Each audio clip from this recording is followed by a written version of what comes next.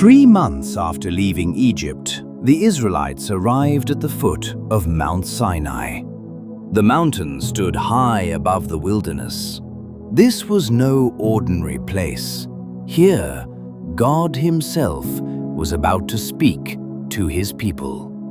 Moses climbed up the mountain, and the Lord called to him, saying, "This is what you shall tell the people of Israel. You have seen what I did to Egypt, and how I carried you on eagle's wings and brought you to myself.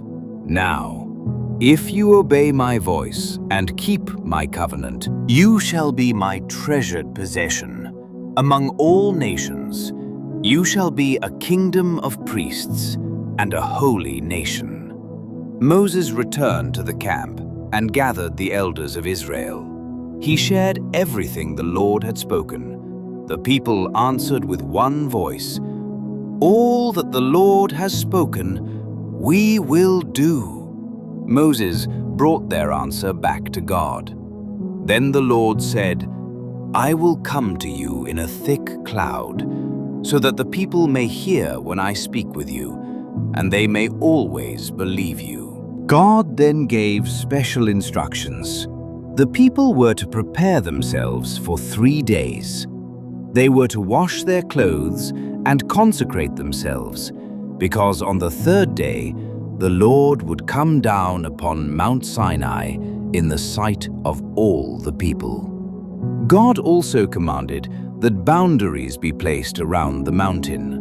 No one was allowed to touch it. Whoever crossed the boundary would die. The mountain belonged to the holy presence of God. On the morning of the 3rd day, everything changed. Thunder shook the sky. Lightning flashed across the mountain. A thick cloud covered Sinai. Then came the loud sound of a trumpet, growing louder and louder. The entire camp began to tremble. Moses led the people out of the camp to meet God. They stood at the foot of the mountain.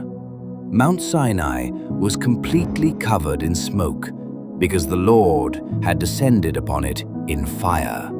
Smoke rose like the smoke of a furnace, and the whole mountain shook violently.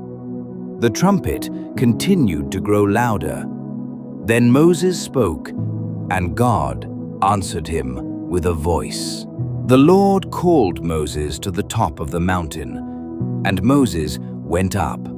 Once again, God warned that no one should break through to look upon him. Even the priests had to consecrate themselves, because God is holy.